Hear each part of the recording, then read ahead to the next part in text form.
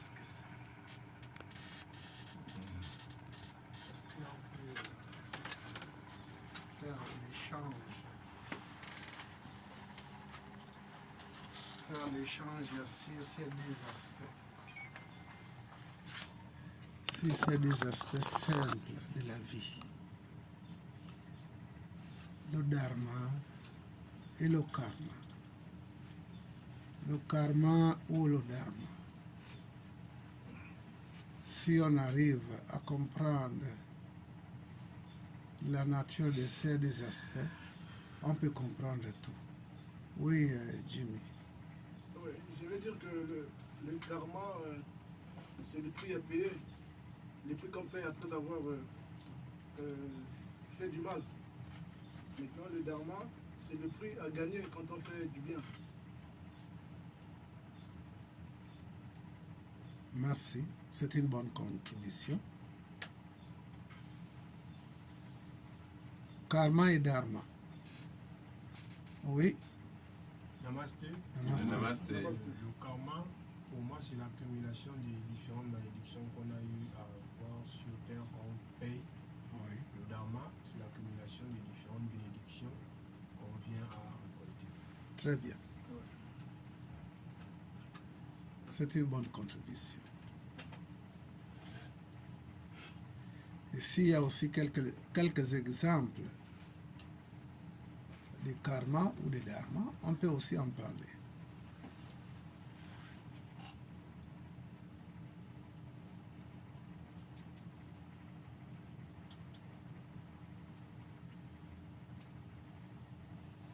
Oui, Papa Kenenge. Namasté. Namasté.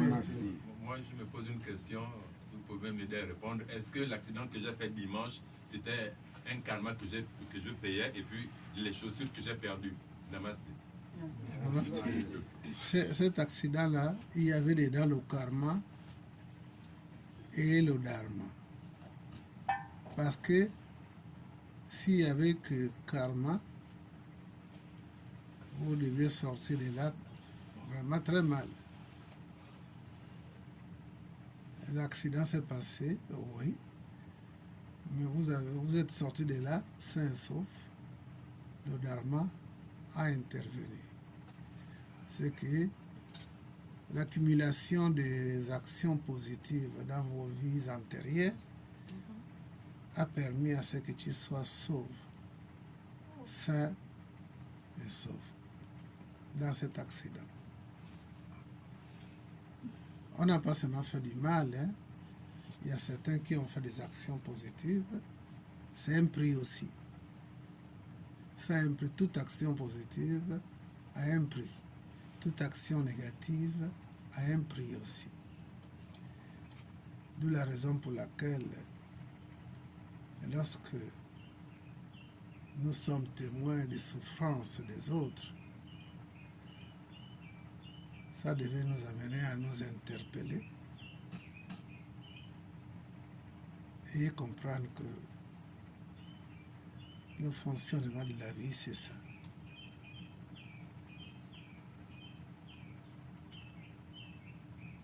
Karma et dharma. Oui. Namasté. Namasté. Moi, je vais essayer. D'après moi, déjà, nous tous nous connaissons que quand on parle du dharma ou encore du karma, on voit la loi des causes à effet. Et je résume ces deux pôles que le dharma et le karma, c'est le yin et le yang. Et il paraîtrait que dans ce monde-là, le monde dans lequel nous vivons, il ne peut jamais avoir un bien sans le mal et un mal sans le bien. Namasté. Namasté. Question ou développement? Oui. Bon, question. Je voulais revenir sur le dimanche qu'on était au bord de la mer là-bas. Tout ce qu'ils ont fait là-bas, je me demandais, est-ce qu'ils ont créé un karma par rapport au rituel qu'ils ont fait là-bas? Est-ce qu'ils ont créé un karma ou bien ils ont libéré les Gabons? Par rapport au rituel. Ils ont Le fait sacrifice par qu'ils rapport ont au fait. rituel ou bien par Non, rapport... au rituel. Ok. Je pense que c'est par rapport de manière générale parce que ils ont, par rapport au discours, ils ont créé le karma et le dharma, les deux ensemble. Mais par contre, le rituel qui a été fait à la plage, ils ont créé beaucoup plus le karma. Parce qu'on ne peut pas aller faire des sacrifices aux habitants de l'eau, le sacrifice du sang. Que ce soit les ondines, que ce soit d'autres présences dans la mer, on ne peut pas sacrifier un bœuf ou un mouton ou encore une poule. Ils ont donné 9 qu'ils ont coupé. Le sang a coulé, ils ont jeté tout cela en mer. Rituel de mer, c'est des fruits, c'est du lait, c'est des bonbons. Voilà. Pas aller faire le sacrifice du sang. Donc ils ont créé beaucoup plus du karma.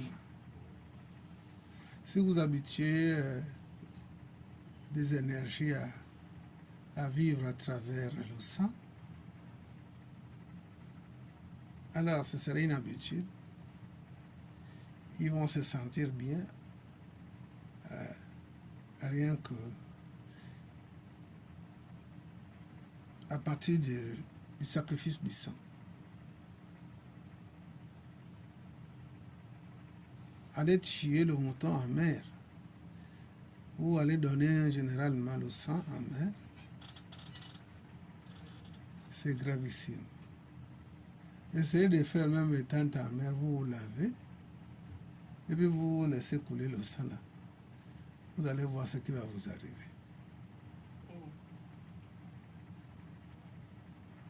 Premièrement, les requins,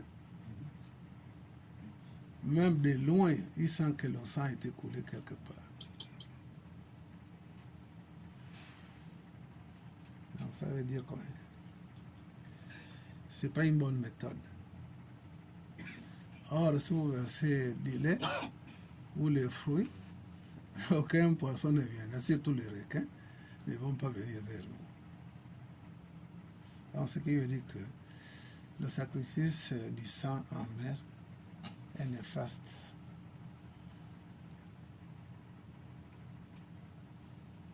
Oui. Donc, excusez-moi, papa, si j'ai bien compris, donc c'est que le karma d'un pays peut affecter toute une population aussi.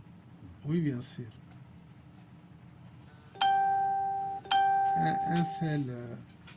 Une seule personne négative dans un groupe ou dans un pays influencera tout le pays. Parce que son état de conscience va influencer tout le monde, en particulier ceux qui sont influençables.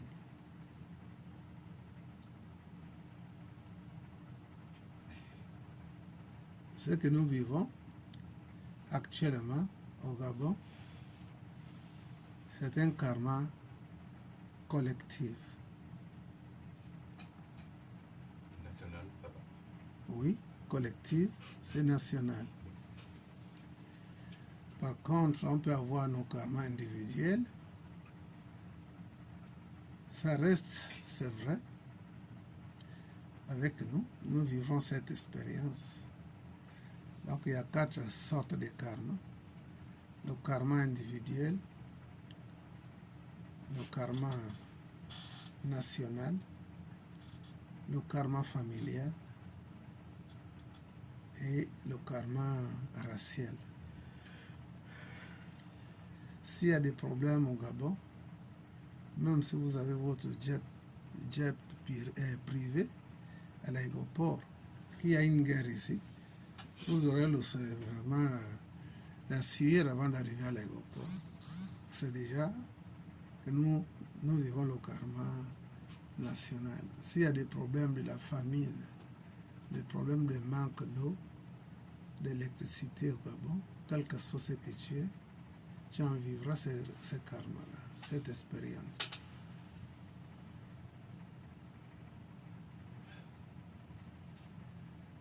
Professeur. Oui. Oui.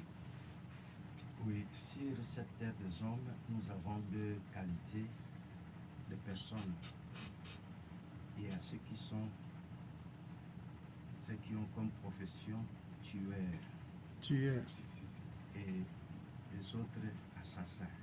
Un tueur a fait le karma par rapport à un assassin.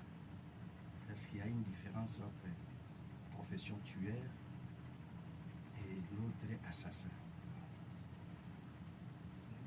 L'univers n'a pas d'excuse. À partir du moment où il y a un groupe qui tue, un groupe assassin, tous sont dans le même réseau sanguinaire. Tous sont dans le réseau sanguinaire.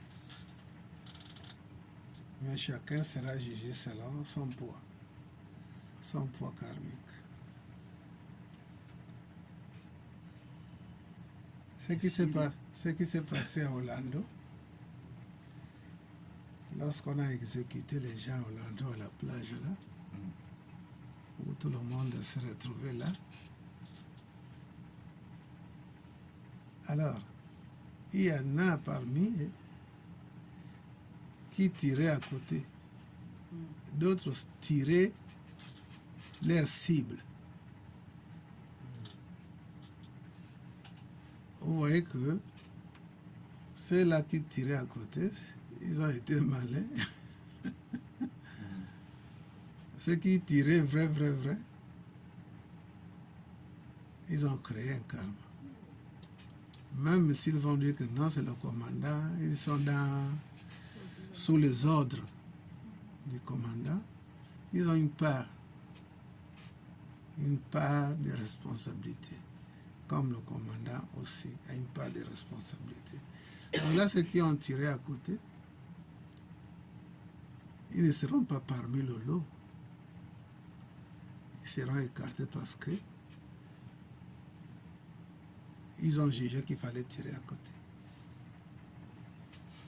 Et si nous allons ajouter encore ceux qui viennent avec le pouvoir de la sorcellerie, est-ce qu'ils commettent aussi le karma parce qu'ils sont nés avec ce pouvoir-là de faire du mal? Il y a les gens qui ont opté, qui se sont ouverts aux forces ténébreuses, bloquer les ventres des femmes, tuer les bébés au ventre des femmes, bloquer l'évolution des femmes, prendre leur linge salité du corps, aller enterrer sous les baobabs. Les actions sont négatives, quelle que soit. Quelle que soit la raison, les actions sont négatives, donc ils ont créé un karma qu'ils vont payer plus tard. Personne n'échappe au karma. Personne. À moins que si vous faites des actions très positives, que les gestionnaires qu'on appelle les seigneurs du karma vont faire la balance. Vous pouvez bénéficier d'une grâce divine, que votre karma soit amorti ou envoyé dans l'état de rêve.